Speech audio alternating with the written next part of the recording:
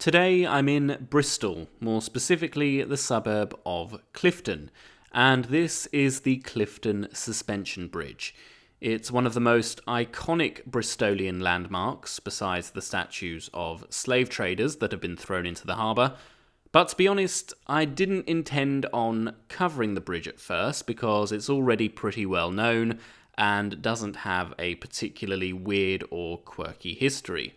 But then I saw it in person and I was stunned. The Clifton Suspension Bridge is absolutely gorgeous, and I'm not usually a bridge type of guy. But it was originally supposed to look like this. At least that was one of the early designs for a bridge over this part of Avon Gorge by the aptly named William Bridges. It would be filled with businesses including factories, a chapel and a school, which would ultimately pay off the project.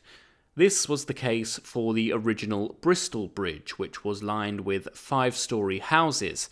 It was later replaced by a new bridge designed by James Bridges, who, as far as I can tell, wasn't related to William Bridges, although they both designed bridges. Anyway, back to the other bridge. In the 1750s, a merchant from Bristol named William Vick left in his will £1,000, which he said was to be put towards building a bridge over Avon Gorge once the interest had accumulated to £10,000. William Bridges was among the first people to publish a design for how it could be built, and in 1811 a local inventor called Sarah Guppy became the first woman to patent a bridge, when she patented her ideas for a chain suspension bridge across the gorge. But she didn't include any drawings or detailed construction information. She's often credited with designing the Clifton Suspension Bridge, and some say that her plans were stolen by male inventors who claimed credit for the designs, but although Sarah Guppy's ideas were similar to how the bridge eventually turned out, there are quite a few differences. In 1829, a competition was held to find a design for the bridge. By this time, William Vick's bequest had reached around £8,000. But it was becoming clear that it was going to cost a lot more than this to construct a bridge across Avon Gorge. 22 plans were submitted during the contest, and the Scottish civil engineer Thomas Telford, for which the town of Telford in Shropshire is named, was drafted in to help decide. The so-called Colossus of Rhodes had designed the recently completed Menai Suspension Bridge, which connected Anglesey with mainland Wales. Telford threw away the submissions and decided to draw up his own design. It looked like a regular suspension bridge, but it had these 2 Gothic towers. By 1830, the group behind the planning of the bridge still didn't have enough money to actually build it. So in stepped 24-year-old Isambard Kingdom Brunel, who's now considered to be one of the greatest engineers in British history and is credited with revolutionising modern engineering. He was so great, in fact, that in 1843 he performed a magic trick with a half-sovereign coin that he actually made disappear. Where did it go? Well, it got stuck in his windpipe and he had to be strapped to a board and turned upside down until it eventually came free. Anyway, he said he could design a bridge that would cost £10,000 less than Thomas Telford's design, so a second competition was held. Telford's design was thrown out for being too expensive, and the winner was not Brunel. It was actually 2 guys from Birmingham, but Brunel had a private word with the judges, and they changed their minds and declared him the winner. I don't really know how he managed to persuade them.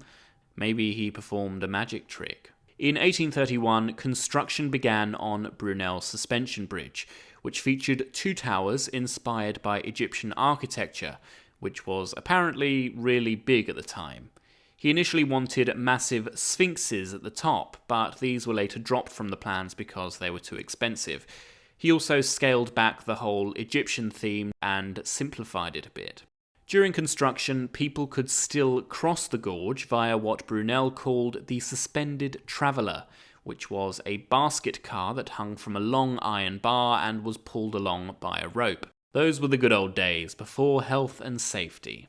Needless to say, this broke a few times, but as far as I can tell, no one was ever seriously injured or killed. The bridge's construction was halted in 1843 after the project ran out of money, and 16 years later, in 1859, Brunel died. The Institute of Civil Engineers, of which Brunel was a member, started a campaign to raise money to complete the Clifton Suspension Bridge, believing it would be a fitting memorial to the great civil engineer.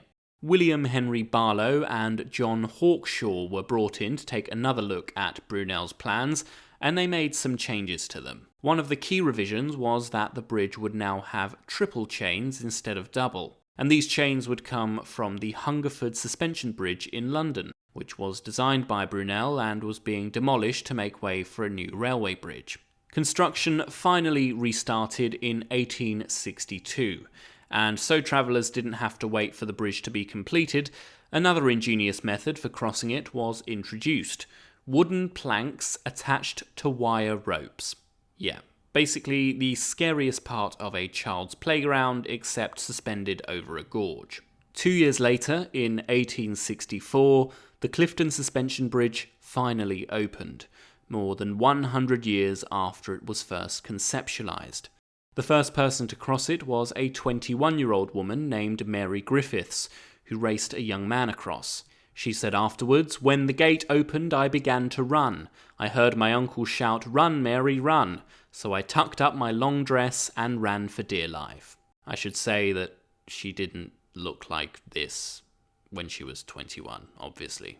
The Clifton Suspension Bridge has also been the site of some sad events. 2 workers were killed during construction, and even to this day it's a popular suicide location. The former Marchioness of Londonderry, Nicolette VANE TEMPEST-STEWART, who was married to the jazz musician Georgie Fame, was one of many people who took their own lives here. In 1885, a young woman named Sarah Ann Henley tried to commit suicide here, and rather bizarrely, her dress acted as a parachute and led her to safety. She lived for another 63 years and died at the age of 85. But despite all this, the Clifton Suspension Bridge is an iconic structure, and the site of some fairly significant cultural events. On the 1st of April 1979, 2 Oxford University students performed the first modern bungee jump from the bridge. In 2003, the Concorde flew over on its final flight, and in 2012, the Olympic torch was carried across it. On top of that, it's an architectural masterpiece and a symbol of the incredible city of Bristol. And that's not bad for a bridge that took 33 years to build. It's a long way down.